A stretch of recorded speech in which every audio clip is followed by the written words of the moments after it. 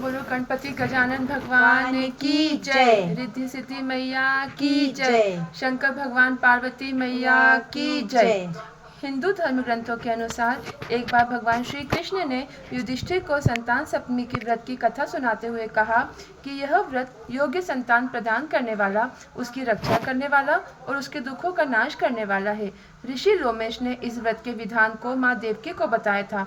भगवान श्री कृष्ण ने युधिष्ठिर को संतान सप्तमी की व्रत कथा सुनाते हुए कहा कि हे धर्मराज, मैं आपको संतान सप्तमी के व्रत की कथा सुनाता हूँ, आप ध्यान से सुनिए। बहुत समय पहले अयोध्या नगरी पर राजा नहुष का राज था। वो बहुत ही प्रतापी और न्यायप्रिय राजा थे। उनकी रानी चंद्रमुखी बहुत ही सुंदर, सुशील और धर्मपरायण स्त्री थी। उनके राज्य में एक विष्णुदत्त नाम का ब्राह्मण अपनी भार्या रूपवती के साथ निवास करता था। रानी चंद्रमुखी और ब्राह्मणी रूपवती में बहुत अनुराग था। वो दोनों काफी समय एक दूसरे के साथ बिताती थीं। एक दिन वो दोनों सरयू नदी में स्नान करने के लिए गईं। उस दिन संतान सप्तमी थी। उन्होंने देखा स्त्रियां वहां पर स्नान करके वहीं माता पार्वती और भगवान शिव की प्रतिमा बनाकर विधि विधान के साथ उनकी पूजना अर्चना कर रही थी। तब उन दोनों ने उन स्त्रियों से पूछा, अर्चना के विषय क्या है? तो उन ऋषियों ने कहा कि हे रानी जी, हम सुख सौभाग्य और संतान देने वाली संतान सप्तमी व्रत कर रही हैं। इससे हम भगवान शिव और माता पार्वती की पूजा अर्चना करके भगवान शिव को धागा बांधकर जीवन भर ये व्रत करने का संकल्प कर रही हैं। इस प्रकार उन स्त्रियों ने उसको उस व्रत की विधि के विषय में बताया। उन स्त्रियों ने उस संतान देने वाले व्रत के विषय में जानकर उन दोनों ने भी भगवान शिव को धागा बांधकर जीवन भर उस व्रत को करने का संकल्प कर लिया। परंतु दुर्भाग्यवश वो दोनों ही संकल्पित व्रत करना भूल गई। परिणाम स्वरूप मरने के बाद उन्हें को योनियों में जन्म लेना पड़ा। उन विभिन्न योनियों में दुख भोगकर एक बार फिर उन्होंने मनुष्य योनि प्राप्त करी। इस जन्म में रानी चंद्रमुखी ने राजकुमारी ईश्वरी के रूप में जन्म लिया और उनका विवाह मथुरा के राजा पृथ्वीनाथ के साथ हुआ। और ब्राह्मणी रूपवती ने भूषणा के साथ रूप में ब्राह्मण परिवार में जन्म लिया और उसका विवाह मथुरा के राज पुरोहित अग्निमुखी के घर हुआ। पूर्व जन्म की ही भांति इस जन्म में भी उन दोनों में बहुत प्रेम था। पूर्व जन्म में संकल्पित व्रत न करने के कारण इस जन्म में रानी को संतान सुख प्राप्त नहीं हो सका। उसने एक मूक बधिर बालक को जन्म दिया और वो भी अल्पायु में ही मृत्यु को प्राप्त हो गया।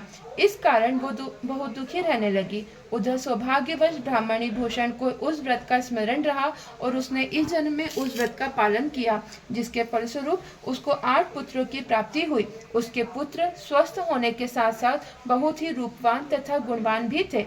जब भूषणा को अपनी सखी रानी ईश्वरी ने मुखबधिर पुत्र की मृत्यु का पता चला तो वह रानी को सहानुभूति देने के लिए उससे मिलने गई। पुत्र की मृत्यु के शोक के कारण रानी के हृदय में अपनी सहेली भूषणा के प्रति ईर्ष्या उत्पन्न हो गई। रानी ईश्वरी ने भूषणा के पुत्रों को मारने की इच्छा से उन्हें भोजन के लिए बुलाया और उन्हें भोजन में विष देकर मारने का प्रयास किया, किंतु उस व्रत के प्रभाव से भूषणा के पुत्रों को उस विष का कोई प्रभाव नहीं हुआ। यह देखकर रानी ईश्वरी क्रोध और ईर्ष्या के मारे जल उठी और उसने सेवकों को आदेश दिया कि भूषणा के पुत्रों को यमुना के गहरे पानी में फेंक दें। परंतु इस बार भी उस व्रत के प्रभाव से उन बालों का बाल भी बांका नहीं हुआ और वे सुरक्षित रहे। इतना सब कुछ होने के बाद भी रानी ईश्वरी को यह सब्र नहीं हुआ और उसने भूषणा के पुत्रों को मारने के लिए जल्लादों को आदेश दे दिया।